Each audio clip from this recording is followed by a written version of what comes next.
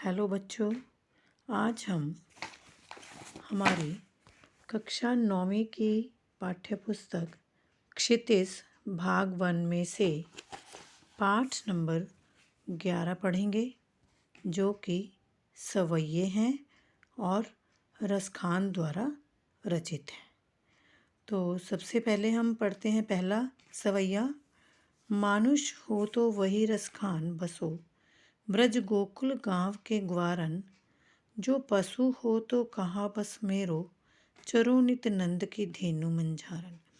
बच्चों, यहाँ पर मानुष मनुष्य, रसखान कवि का नाम है। यहाँ पर बसों बसूं या रहूं, गवारन गवालों के, कहा बस क्या बस, चरो चरूं।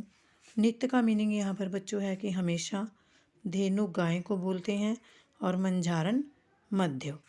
तो रसखान ब्रजभूमि के प्रति अनुराग प्रकट करते हुए कहते हैं कि यदि मैं अगले जन्म में मनुष्य बनूं तो गोकुल गांव के ग्वालों के बीच रहूं। यदि मैं पशु ही बन जाऊं तो चाहता हूं कि गाय बनकर रोज नंद की गायों के बीच ब्रजभूमि पर विचरण करूं।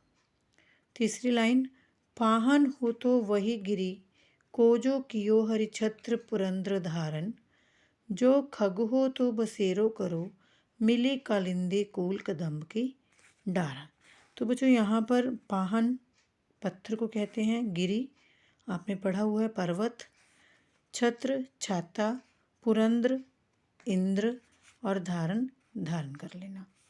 चौथी लाइन में खग पक्षी, बसेरो निवास, कालिंदी यमुना, कूल किनारा और डारन डाले। तो तीसरी लाइन से हमारा क्या मीनिंग हुआ?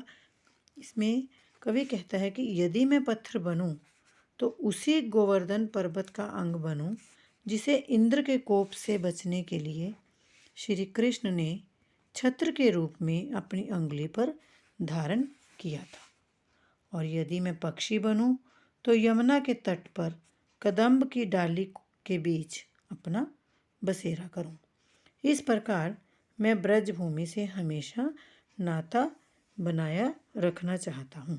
तो बच्चों, यहाँ पर जो रसखान है कवि, वो अगले जन्म में ब्रजभूमि के गोकुल गांव में रहना चाहते हैं। वो पशु बनकर ब्रजभूमि में नंद की गायों के बीच रहना चाहते हैं और गोवर्धन पर्वत का पत्थर बनना चाहते हैं। वे चाहते हैं कि वे अगले जन्म में पक्षी बने और यमुना के तट पर खड़े कदम्बों की डालों पर बसेरा करें और वो अगले जन्म में ग्वाला बने और कृष्ण के बाल सखा बने। तो बच्चों, अब हम इसका सवैये का दूसरा सवैया पढ़ते हैं।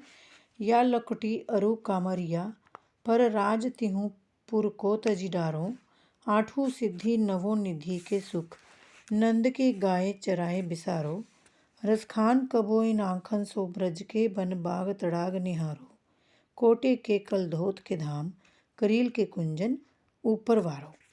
तो बच्चों, यहाँ पर जो लकुटी का मीनिंग है वो है लाठी, कामरिया कंबल, तीहूं तीनों, पुर नगर, तजी डारो त्याग दो।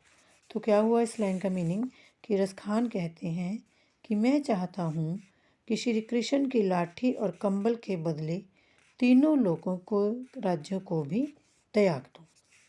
आठों सिद्धि नवोनिधु, आठों सिद्धियाँ नवनिधि नौ निधियाँ, बिसारों भूलूं।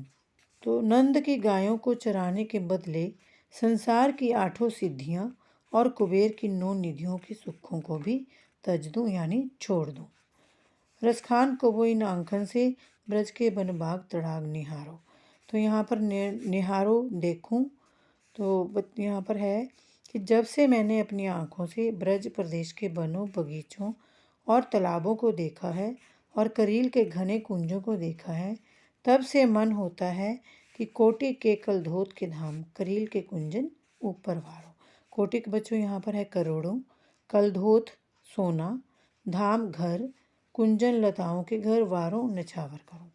तो कवि कहता है कि जब से मैंने इन करील तालाबों को और करील के घने कुंजों को देखा है, तब से मन होता है कि मैं इनमें निवास करने के लिए करोड़ों सुनहरे महलों को भी निछावर कर दूं।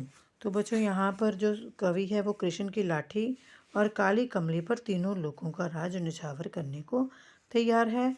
और नंद की गायें चराने के लिए कवि आठों सिद्धियों और नवनिधियों का सुख त्यागने को तैयार है। कवि अपने आँखों से ब्रज प्रदेश के वन, बाग और सरोवर देखना चाहता है।